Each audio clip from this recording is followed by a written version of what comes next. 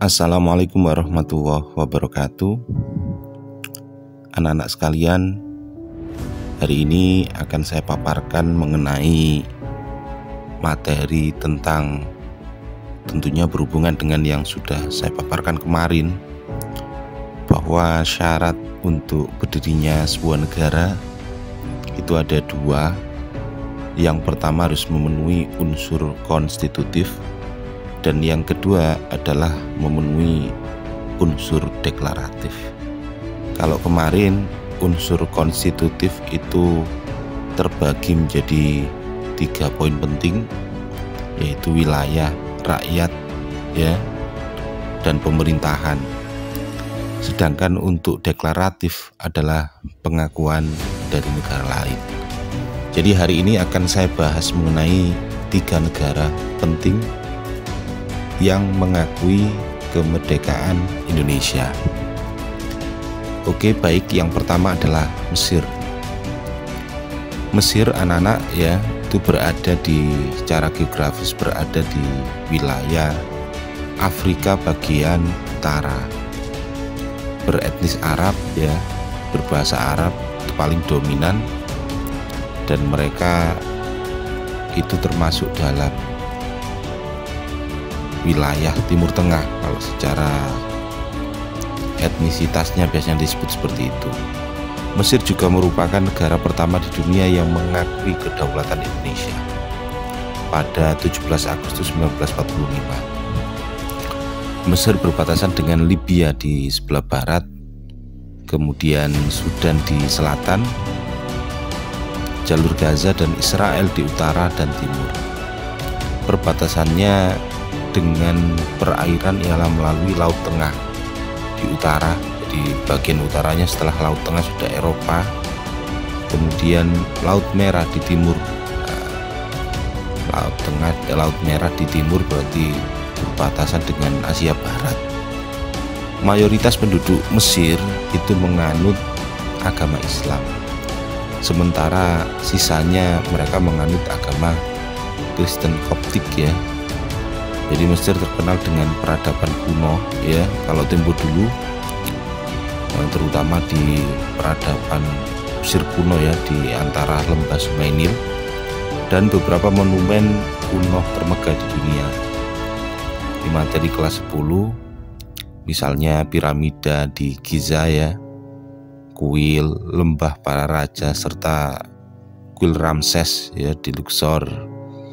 Itu sebuah kota di wilayah selatan terdapat kira-kira artefak kuno yang mencangkup sekitar 65% artefak kuno di seluruh dunia. Dan kini Mesir diakui sebagai negara yang secara luas sebagai pusat budaya dan politikal utama di wilayah Arab dan Timur Tengah. Lah, kita langsung bahas tentang diplomasi Mesir. Mereka mengakui kemerdekaan Indonesia.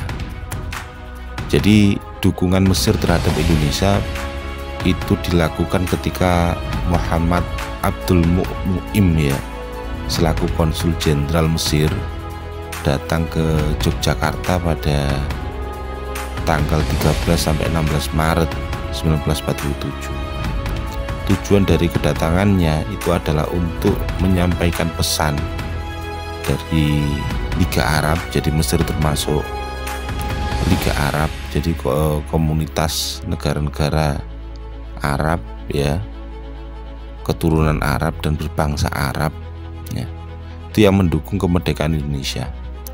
Peran Mesir sangat besar dalam pengakuan kemerdekaan Indonesia, karena Mesir merupakan negara yang sering mengeluarkan anjuran kepada negara-negara di anggota yang lain di Liga Arab untuk mengakui kemerdekaan Indonesia.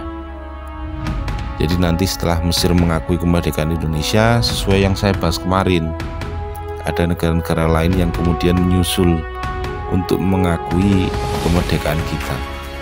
Ada Syria, Lebanon, kemudian Saudi Arabia, dan negara-negara Arab itu yang mereka mengakui kemerdekaan Indonesia setelah Mesir. Tentunya atas usul dan dorongan dari negara Mesir itu sendiri di Liga Arab. Kemudian anak-anak pada tanggal 10 Juni 1947 terjadi sebuah penandatangan yang penting ya, yaitu perjanjian persahabatan antara pihak Indonesia dengan Mesir. Jadi pada waktu itu tokoh diplomasi Indonesia yang diutus oleh Bung Karno itu adalah Haji Agus Salim ya, seorang diplomat yang luar biasa pada waktu itu.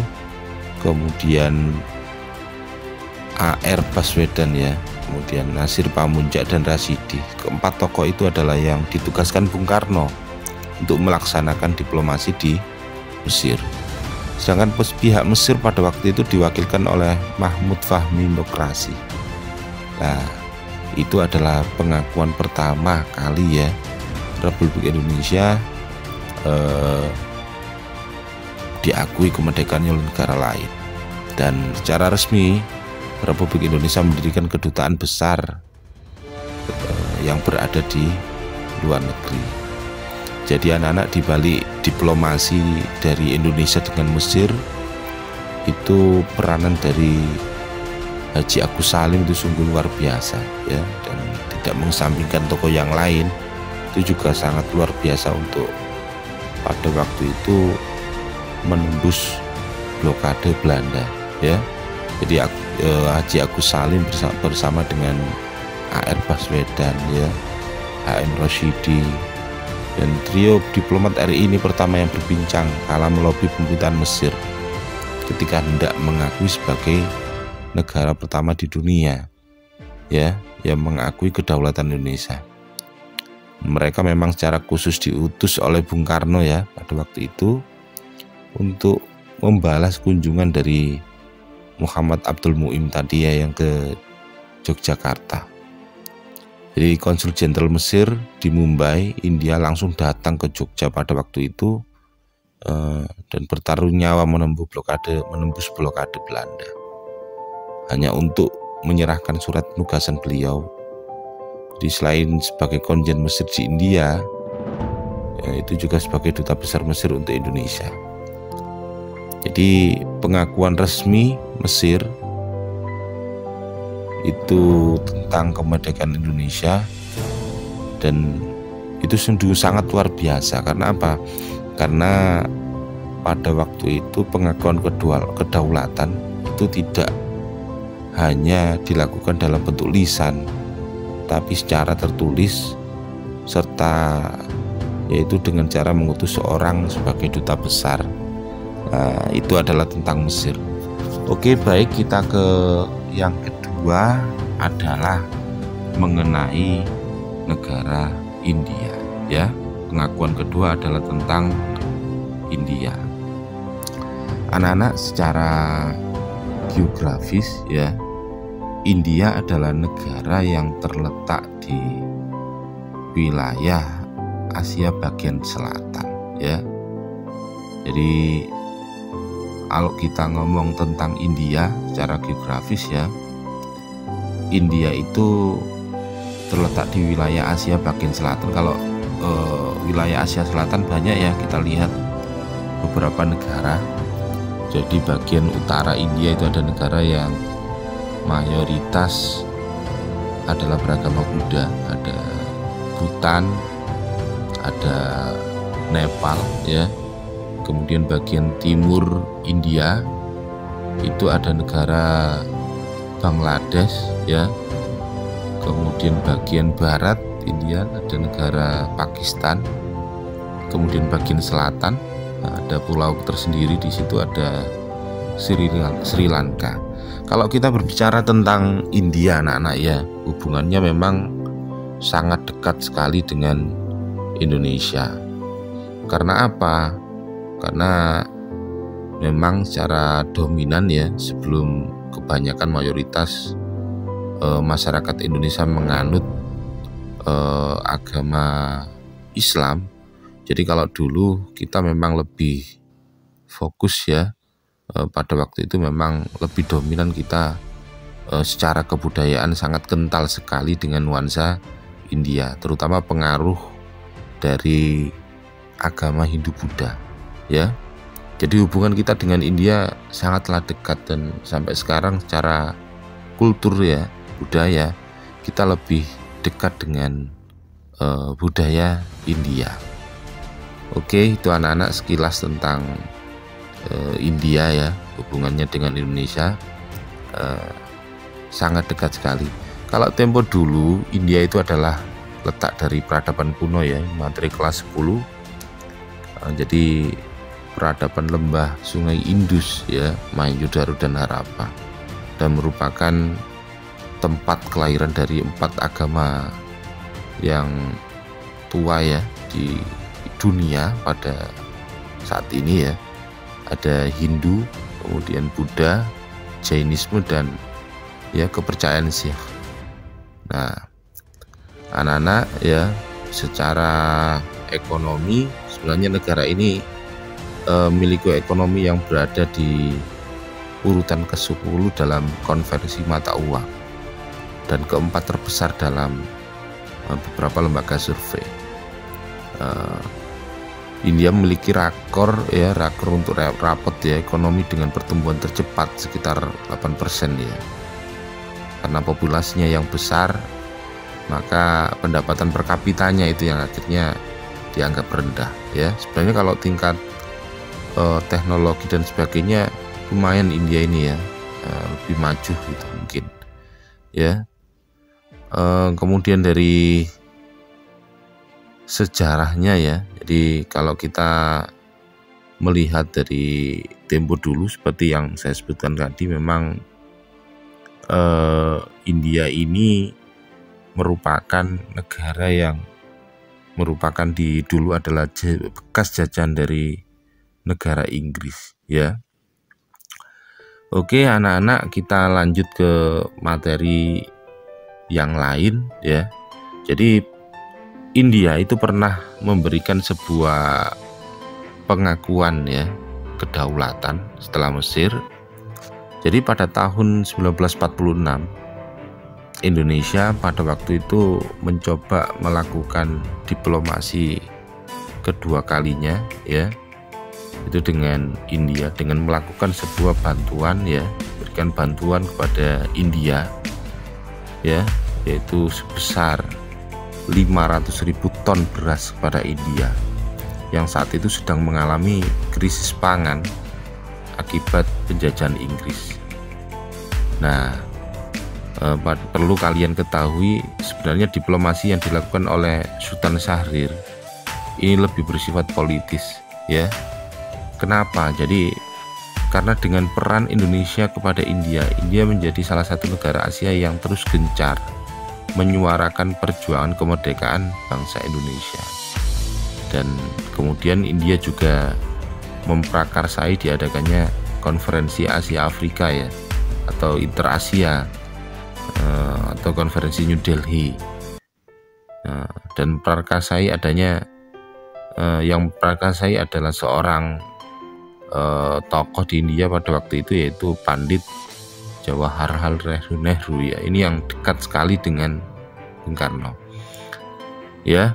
Jadi pada waktu itu India sampai mengirimkan pesawat untuk menjemput ya delegasi Indonesia. Kembali lagi seperti di Mesir tadi, Haji Agus Salim adalah tokoh yang luar biasa dalam diplomasinya.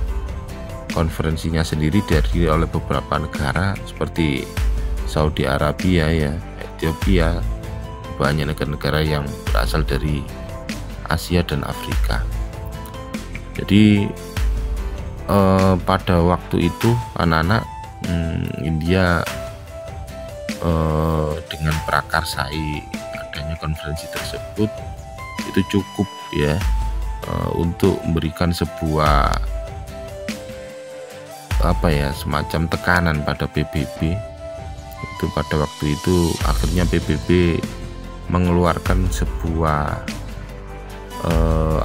resolusi, 3 pokok resolusi ya, tentunya tidak terlepas dari konferensi New Delhi tersebut. Jadi resolusi ini nantinya akan jadi hal penting ya bagi Indonesia. Jadi 3 pokok resolusi dari Dewan Keamanan PBB itu adalah segera melakukan gencatan senjata. Kemudian yang kedua, pembebasan semua tawanan politik RI dan mengembalikan pemerintahan RI ke Yogyakarta. Berarti ini setelah perjanjian Renville ya, setelah agresi militer Belanda yang kedua. Kemudian yang terakhir adalah mengadakan perundingan di bawah pengawasan United Nations Commission for Indonesia atau UNCI ya, pengganti KTN. Jadi memang India dan Australia itu gencar sekali ketika Indonesia diagresi kedua kalinya. Jadi seperti itu anak-anak ya. Jadi hubungan kita dengan India selain faktor historis ya, budaya, tapi India ini merupakan negara yang memang secara diplomasi di era kemerdekaan kita itu sangat mendukung dan mencita-citakan sebuah kebebasan berbangsa. Oke, baiklah anak-anak. Kemudian yang ketiga, pengakuan kedaulatan Indonesia itu dilakukan oleh Australia. Jadi ini negara yang sangat dekat sekali ya dengan Indonesia secara geografis. Jadi benua Australia itu terletak di bagian selatan Indonesia ya, sangat berdekatan sekali, dan hal itulah yang membuat Australia ikut terlibat dalam menyuarakan dukungan kemerdekaan kepada Indonesia. Jadi salah satu bentuk dukungannya adalah peristiwa yang bernama Black Armada ya. Jadi peristiwa Black Armada yang terjadi pada 24 September 1945, pada saat itu terjadi boikot besar-besaran terhadap kapal-kapal milik Belanda di pelabuhan Brisbane ya, Sydney, Melbourne dan Fremantle ya, yang membawa persenjataan milik Belanda menuju Indonesia. Jadi kejadian tersebut anak-anak itu didukung oleh Partai Buruh Australia. Lah ini senang tidak senang memang di era kemerdekaan tempo dulu untuk pembukaan ya, untuk pembukaan diplomasi dengan pihak luar. Nah itu memang Partai Sosialis itu lebih gencar untuk melakukan hubungan di luar negeri ya, termasuk Partai Buruh yang ada di Australia saat itu ya, yang mereka dominan memang menguasai pemerintahan Australia. Lalu kira-kira apakah akibat dari peristiwa Black Armada ini ya? Jadi akibatnya sebanyak 400 armada kapal milik Belanda yang berlabuh di Australia itu tidak bisa melanjutkan perjalanan ke Indonesia. Jadi selain itu para pekerja di pelabuhan Sydney juga menggelar aksi unjuk rasa di depan kantor diplomatik Belanda dan memasang spanduk bertuliskan Hand of Indonesia. Berbagai upaya yang dilakukan oleh Australia dalam mengakui kemerdekaan Indonesia itu mendapatkan pujian dari Perdana Menteri Sultan Syahrir. Jadi menyatakan bahwa Australia adalah teman. Kenapa? Jadi karena melihat dari pengalaman kedua negara pada saat Perang Pasifik melawan Jepang, Sultan Syahrir sudah berjanji jika Indonesia merdeka, maka Indonesia akan membantu kedaulatan Australia. Selain ketiga negara itu ya anak-anak ya, sebenarnya tentunya adalah peranan PBB ya, karena ketika masa Perang Dunia II selesai, maka sebagai legitimasi berdirinya sebuah negara tidak terlepas dari adanya PBB, itu juga sangat penting bagi pengakuan kemerdekaan Indonesia. Baik, cukup sekian anak-anak apa yang bisa saya sampaikan hari ini melalui materi pengakuan kedaulatan Indonesia dari negara-negara yang ada di dunia untuk pertama kali. Saya akhiri. Assalamualaikum warahmatullahi wabarakatuh.